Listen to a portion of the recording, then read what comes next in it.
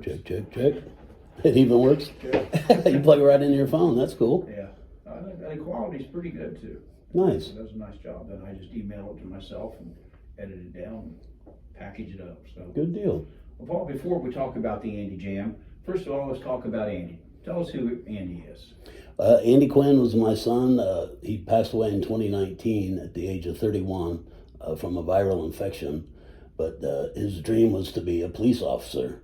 And he had obtained his peace officer training and was working as loss prevention officer at Kroger before he was sidelined with some back issues. And he never really got back to work, unfortunately, before he passed away.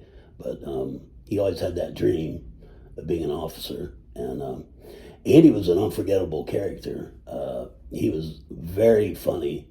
And if he spent more than 5 minutes with you, he could do a dead-on imitation of you. He would have your mannerisms, your favorite words, your inflections, your dialect. He would have it all down. And he had incredible memory for that kind of thing. And he always had a way to make me laugh, even if I didn't want to.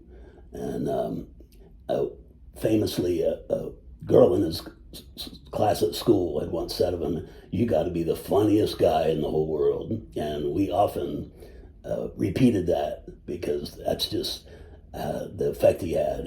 Everybody around him, he would make them laugh. And you always knew when Andy was in the room. He had a larger-than-life presence. It was, I think, unusual, actually, for someone his age, from a very young age. He could have adult conversations when he was 5 years old. And not long after was giving dating advice to my sisters, and it was good advice. He always liked the women too. He always did very much. He famously approached a female that lived next door to us who was laying out in her bikini, and he was like 5 years old and 6 years old, and went over to her and said, "I like your belly."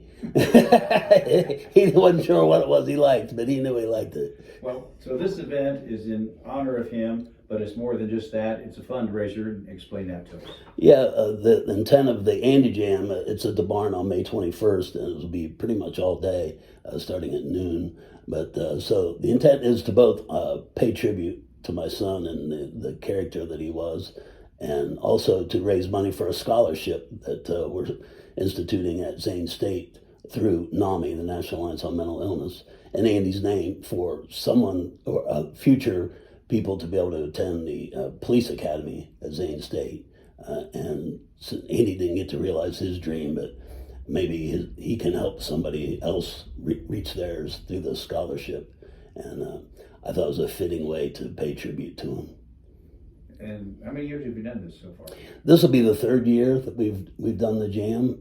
We've raised a little more than $4,000 so far. The cost of tuition just keeps going up. And remind us the dates and the times and who's in the the Andy Jam is going to be May 21st at the barn, starting at noon, and some pretty cool things happening there. Kicking off the day is a new lineup of old people, the Rolling Rockers, which has reunites members of the T-Birds. A lot of people would know around here locally. John and Hannah Moore with my cousin Twyla Quinn, and Casey Summers and Gary Fry. So it's kind of an all-star lineup, and exciting time because a lot of those people hadn't played together for a while. And so I think that's going to be a real neat band to get us rolling for the day. And people are playing about an hour a piece. And following the Rolling Rockers will be Matt Frampton, who's pretty much always plays any of my fundraisers. Matt's incredible talent and could play just about anything, but he likes his classic rock with a mix of his originals, and he always knows to play Rolling Stones for me.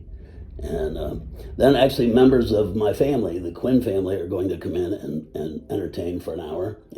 And if people don't know, my family's been performing around the state for 20 years in the name of recovery from mental illness and addiction. So we're bringing the family out to entertain. And then Steve Spires, who I have renamed just Spy, is coming out, I believe, with his band. And Steve's great. He has a lot of really good original songs and has a good take on some covers.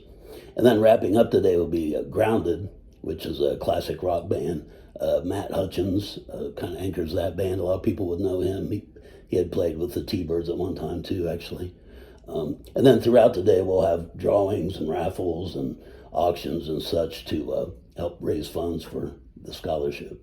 There's no cover charge coming in, right? No cover charge. The bands are playing free. There's no cost to get in. We do seek any donations for prizes for the day. If there's anyone who would care to do that, they could take them to the barn or get a hold of me. I'm not hard to find, I don't think. But again, it's all through the National Alliance on Mental Illness, so it's a 501c3 charitable organization, so it's deductible from your taxes. And if nothing else, come out that day, May 21st, to the barn and have a good time. Enjoy the music. Did we miss anything? I don't think so. You did a great job. Thank you. I could talk more about Andy, but you probably don't have time for all that. Yeah. Not that it's what you did was excellent. Okay, cool. I might have to edit a little just because of time. Sure. I'll do what I can do. Yeah. All right.